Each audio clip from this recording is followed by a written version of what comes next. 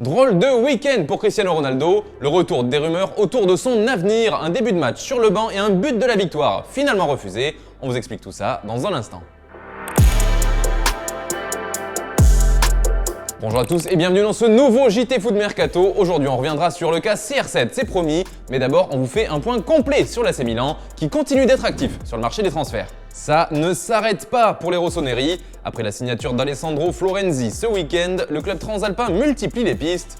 Et la dernière en date n'est autre que Pablo Sarabia. Après son bel Euro, l'Espagnol attise les convoitises et il serait suivi de près par l'AC Milan, mais pas que. En effet, le club de Séville aime beaucoup son profil, des contacts seraient bien établis entre les deux clubs et le joueur ne serait pas contre jouer en Andalousie. Les Milanais suivent un autre joueur de Ligue 1, d'après nos informations, la piste Pietro Pellegrini prend de l'épaisseur. L'AS Monaco va prêter son jeune attaquant à l'équipe lombarde, il s'agit d'un prêt payant d'1 million d'euros avec une option d'achat de 6 millions d'euros. Le club du Rocher a négocié un pourcentage à la revente à hauteur de 15%. Il est attendu dans les prochaines heures à Milan. Décidément, on reste en Ligue 1 avec des nouvelles du transfert de Yacine Adli. Les Girondins auraient trouvé un accord de principe avec l'AC Milan. Le montant de l'opération est estimé à 10 millions d'euros. Attention, Bernardo Silva est également dans le viseur des rossoneri. Ils sont prêts à débarrasser Manchester City de l'international portugais. Le club lombard devrait proposer un prêt de 2 ans avec un paiement bien rodé. Un premier chèque de 17,5 millions d'euros lors de la signature et un autre de 35 millions d'euros lors de l'option d'achat obligatoire. Et pour finir, il y a le retour possible de Tiémoué Bakayoko. Les négociations entre lui, Chelsea et Milan avanceraient bien. Le milieu français pourrait donc rejouer bientôt avec le maillot rouge et noir.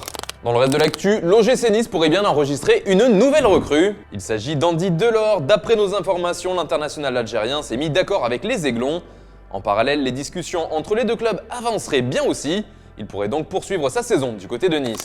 D'ailleurs, comme on vous en parlait ce matin dans la revue de presse, il y a eu de gros incidents lors de la rencontre face à l'OM à l'Allianz Riviera. Bon, on ne va pas refaire toute l'histoire, mais plutôt vous donner de nouvelles informations. D'abord, les deux clubs sont convoqués par la commission de discipline de la LFP pour la séance de ce mercredi.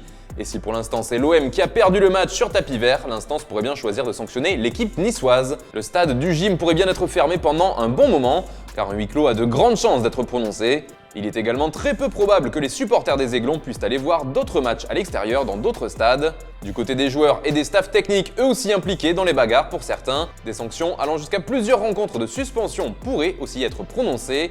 Affaire à suivre. L'avenir d'Antoine Griezmann ne s'écrira peut-être pas à Barcelone, car les Colchoneros sont toujours sur le coup. L'Atlético de Madrid reste intéressé par son ancienne star, et ça tombe bien car comme on l'a déjà dit ici, s'il devait partir, Grisou n'accepterait que Madrid comme future destination.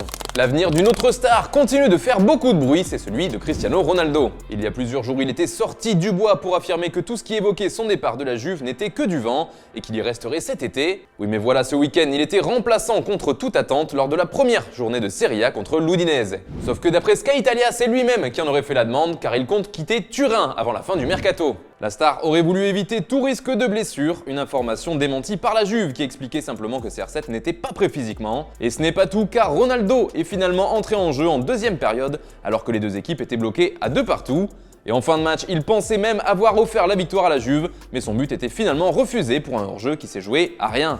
Bref, il reste un peu plus d'une semaine de mercato et le nom de Cristiano Ronaldo devrait faire encore beaucoup de bruit. Et puis c'est officiel, Dijon vient d'annoncer la signature de Patrice Garande au poste d'entraîneur. Il remplace David Linares fraîchement limogé.